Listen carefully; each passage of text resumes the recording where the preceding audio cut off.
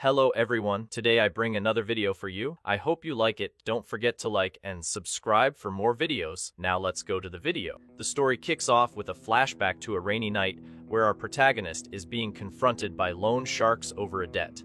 But the young man rebels, shouting that his parents passed away working for them and that they should actually be compensating him. Then we get another flashback where someone in a special suit says that if the young man awakens, he will be their hope. But the awakening rate is only 1 in 1,000, and our protagonist questions why they don't just try it themselves. As he's thrown into a pit, he realizes the others are afraid of meeting their maker, so they're using him as a guinea pig. Even injured and bleeding, our protagonist drags himself forward with sheer determination. At the bottom of the pit, a bizarre, shadowy creature appears before him, leaving him in shock. The monster attacks him violently as he wonders why he has to endure all this pain. Pinned down by the creature, he questions if all this is happening just because he's weak. At that moment, his eyes glow and a system window appears to analyze his body. Right after, the shadow system is activated while the creature watches him from above.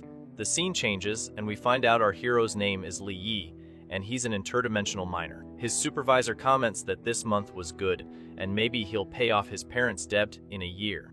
The man adds that with another 3 to 5 years of work, he might even be able to buy an apartment. But in his head, the young man curses out his boss for being a heartless capitalist. Turns out, the radiation exposure in the interdimensional zone offers a chance to awaken, but it's also fatal. Because of this, only desperate people agree to work in this other world wearing protective suits. Meanwhile, his coworkers gossip about the kid's story and how he inherited his parents' debt. One of them calls him a weakling and says if it were him, he'd fight the corporation for compensation. But the other calls him an idiot, saying there's no point in fighting since his parents are gone either way. Overhearing the conversation and being called weak, his eyes glow with an intense blue light. He thinks that sometimes a person's weakness isn't their own fault, but the fault of the insane world they live in. When they arrive at the mining area, the supervisor tells everyone to get ready to start working. Suddenly, a powerful tremor hits, and one of the men gets spooked by a small cave-in. The supervisor scolds him, but another worker points out he's never heard of earthquakes in other dimensions. They start to suspect that the tremor might be caused by a monster lurking nearby. The miners get scared, talking about insectoids that are even stronger than the beast clans. At this, the supervisor yells for everyone to shut up, saying the area was cleared by an awakened 3 years ago. Before he can finish his sentence, he's taken by surprise as a giant claw pierces right through his chest. The other workers panic at the terrifying sight of their boss being taken down. One of the workers is frozen in fear at the sight of the bizarre creature that appeared out of nowhere. Before he can react, another miner is brutally struck in the face by the creature. Next, an interdimensional humanoid leaps into their midst and begins the slaughter. Then, a horde of monsters appears, and all the miners run for their lives in desperation. One of the creatures chases our protagonist, who realizes the exit is over 10 kilometers away. With his heart racing, the young man wonders if they can actually escape from this place. One of the men runs by, screaming that this situation is totally beyond what they can handle. But as he tries to flee, one of the monsters catches up and hits him with a powerful blow. The impact sends the man flying violently against the sharp rocks. Our hero is also hit and falls to the ground, coughing and feeling immense pain all over his body. Meanwhile, a few miners manage to reach the truck, yelling for the driver to floor it. The vehicle starts moving, leaving our protagonist behind, begging them to take him along. However, a monster leaps and lands hard right on top of the truck's windshield. Inside the vehicle, the two men look up and are horrified by the creature staring down at them. Then, the monster demolishes the truck in a huge explosion while grabbing the workers. Our hero watches from a distance and notices the monsters are focused on the people inside the truck. Then the vehicle, their only hope of escape, explodes in a massive fireball. With his hand on his head, the protagonist is in shock from the scene he just witnessed. Amidst the flames, the creatures scream in pain, revealing a potential weakness. Seeing this, the young man realizes that the humanoid's weakness might be fire. So, he decides it's worth a shot to use some torches that were lying nearby. But before he can act,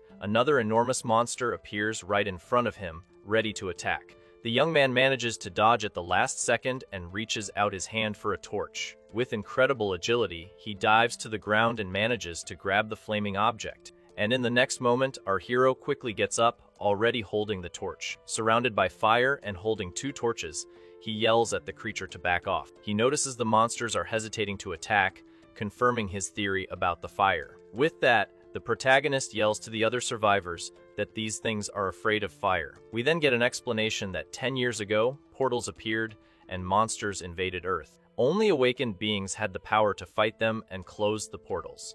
Our hero thinks that they're all just regular people trying to survive in this dangerous world. With that, he yells for everyone to grab as much flammable material as they can find. One of the men despairs, noticing that his makeshift torch won't last much longer. Then, the protagonist gets the idea to use the gasoline from the storage depot to block the entrance with fire. He orders everyone to form a back-to-back circle and retreat slowly. Following the plan, they manage to fall back safely to the cave entrance, where the barrels are. Quickly, the young man tells one of the men to pour the gasoline at the entrance of the cave. The man doesn't waste any time and kicks one of the barrels hard, spilling all its contents. In just a few seconds, the flammable liquid spreads all over the floor of the cave entrance. As soon as the gasoline covers the ground, he yells for everyone to throw their lit torches. Immediately, one of the torches is thrown towards the fuel, creating a barrier. A huge wall of fire erupts, making one of the monsters scream in pain and retreat. Now safe, one of the older men thanks Li for saving all of their lives.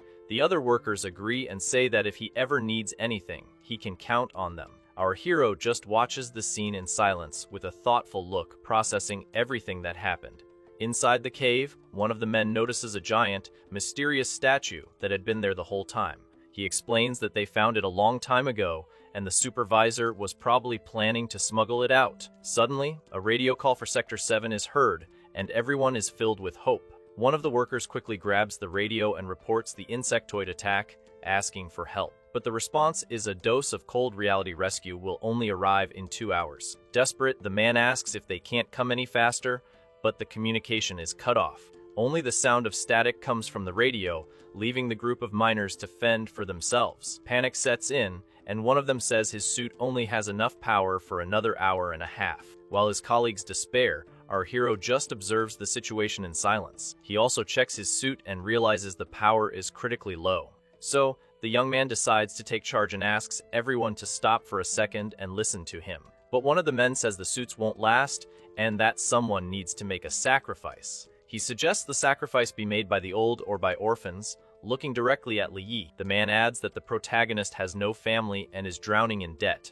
so his life is just suffering. With that, he demands that the young man hand over his suit's battery, leaving our hero furious. Before our MC can react, he gets sucker punched, and the aggressor taunts him, asking if he's got what it takes. On the ground and surrounded by armed men, he's dared to fight back if he has the guts. Then, the men grab him and say they're going to expose him to the radiation so he can awaken and become their savior. Even while being restrained, he calls them scumbags and promises that if he awakens, his attacker will be the first to go down. But the men mock him, saying the chance is 1 in 1,000, and they take his suit's battery. After the theft, the man faces the other miners and asks who's next to try for an awakening. At this, panic spreads, and one worker shoves another forward, yelling for them to get his. In the middle of the chaos, one of the men tries to run towards the truck, and the others yell for him to be stopped. He manages to reach the vehicle and tries to climb in, but the others order him to stop immediately.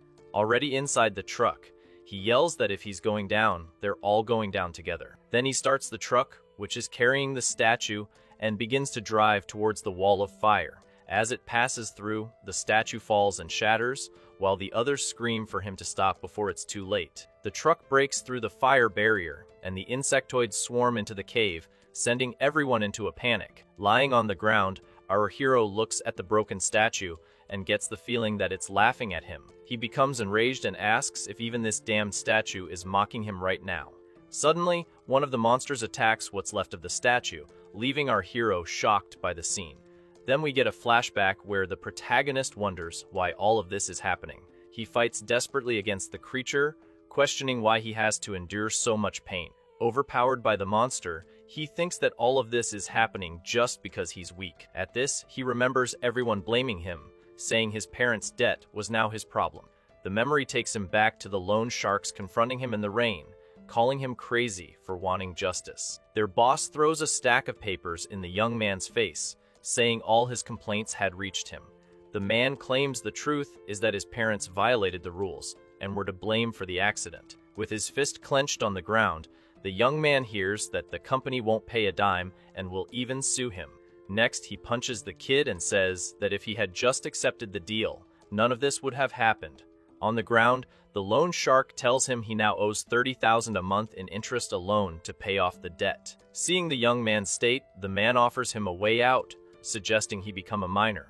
Back to the fight with the monster, he says that even if he goes down, he won't make it easy for the creature. With a determined look, he wonders who decided the weak should just accept their fate. With one last effort, he manages to rip off the monster's arm, throwing it far away. Covered in blood, he thinks about how the stench of that beast is absolutely disgusting. Suddenly, a shadowy figure lifts him into the air and mocks his useless struggle before the end. But the young man retorts that at least he fought back, unlike the statue that was so easily destroyed. The shadow entity says it's the only one that can save him and asks him to surrender his body. But our hero refuses, saying he'd rather bite the dust than be controlled by some ugly freak. The shadowy being starts laughing, amused by his audacity to prefer the end over submission. At this, a shadow envelopes him, and the entity says he can't refuse as the shadow system activates. The insectoid is shocked to see the dark energy beginning to emanate from the young man's body. This energy explodes,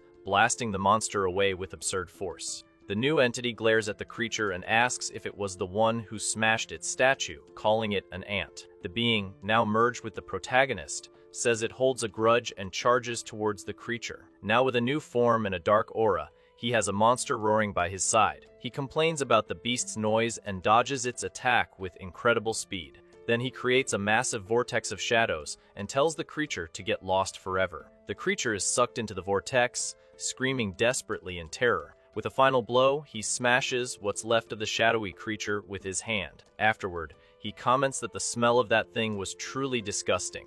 Then he turns to the miners, who threaten him, saying they're going to report him. The shadow entity then asks what the young man would do if he gave his body back. Meanwhile, the workers are trapped by the shadows, begging for their lives. One of them even tries to justify himself, saying that without them, the young man wouldn't have awakened. With a look of contempt, our hero asks if he should be thanking them all. The man says no thanks are necessary and that he should just pretend nothing happened and let them go. Then our protagonist says he won't just let them go, but he'll also help them. In the next instant, a shadow violently pierces through one of the men's helmets. With that, the other workers begin to feel intense pain and start coughing up blood. After getting his revenge, he faces the last two survivors who beg him not to hurt them. He then hands them the batteries from the others and says they're theirs now. At this, the shadow entity advises him to let go of his useless pity. It warns him that this sentiment will only get him eliminated in the future. But the entity says it'll see if he's still so tough when he's nearing his end. As he leaves the cave, the young man is met with a horde of monsters waiting for him. The shadow then offers a deal: either he hands over his body or he deals with this alone. It even mocks him, saying that without its power, the kid is nothing and his legs are already shaking. But our hero stomps hard on the hand of a monster that was grabbing him and says he's already made his decision. Then he kicks the creature away and yells that he doesn't need a lecture from the entity. The young man uses a monster's body as a foothold and launches himself into the air, feeling lighter. In the air, he skillfully dodges the creature's attacks, showing off great ability. With a focused look, he prepares for battle as a monster approaches from behind. At this, his eyes glow with an intense blue light, and time seems to slow down. He turns in mid-air and lands a powerful punch on the face of the creature that was attacking him. With this, the protagonist realizes his reflexes and speed have greatly increased. The monster calls him pathetic and says that even with the shadow system, he's no big deal. Furious, the young man concentrates a purple energy in his fist and prepares to attack. Then he yells at the creature to shut up and hits it with a devastating punch. He wonders why his strength suddenly increased so much and stares at his fist. But he realizes that just attacking with his body isn't enough to truly hurt them, so he thinks it would be easier if he had a weapon in his hands. At this, his shadow energy condenses and forms a dagger right in front of him. Holding the new weapon, he challenges the creature to see if it's a match for him. With a swift move, The young man strikes the monster with a precise blow to its back. With a confident smile, he realizes he can now take out the abnormals too. But right after, he finds himself surrounded by two more bizarre, giant creatures. The young man defends against an attack, using his dagger to block the monster's claw. Then he uses the creature's arm as a support and attacks it with a fatal blow. Surrounded by enemies, our hero prepares to fight with everything he's got. With the dagger in hand, he finally has the power needed to fight back. After the attack, one of the monster's hands falls lifelessly to the ground, a graphic scene. Exhausted and panting, the protagonist starts laughing at his incredible victory. Then a system window appears, notifying him that his evolution was successful. In a hospital, a doctor explains that our hero is fine and just needs time to adjust. The nurse is excited that he's an ascendant and asks for his level, but the doctor tells her to wait. At this, the young woman compliments him on his good looks, while a strange shadow hovers over his body. The shadow entity complains that with all its power, it ended up stuck in an E-rank human. Then the protagonist wakes up and sees the shadowy creature, asking why it's tailing him. The creature introduces itself as a supreme being and orders the young man to offer up his body. But our hero isn't impressed and calls the entity an ugly cockroach-looking thing. Angrily, the creature demands his body, saying that's the only reason for his existence. The young man thinks the entity is unstable and maybe it's after him because of his good looks. On the other side, the entity is confused by the young man's strange thoughts, not understanding a thing. Annoyed, the creature screams at him to stop thinking such nonsense and glares at him with hatred. Then it grabs him and complains about having chosen such a weak human to be its host. It throws the young man into a portal and threatens him, saying if he doesn't reach D rank in 3 days, he'll be erased. The young man finds himself in a cave, and the entity explains that this is the insect nest, a trial of its race. The creature says the trial can only be done once, but its possession has reset the count for him. Right off the bat, a giant beetle appears, and the system identifies it as an armored shell beetle. Holding his shadow dagger, the young man thinks about this new power he just received. Without wasting time, the giant insect attacks with absurd speed, delivering several blows. He manages to defend against the attacks,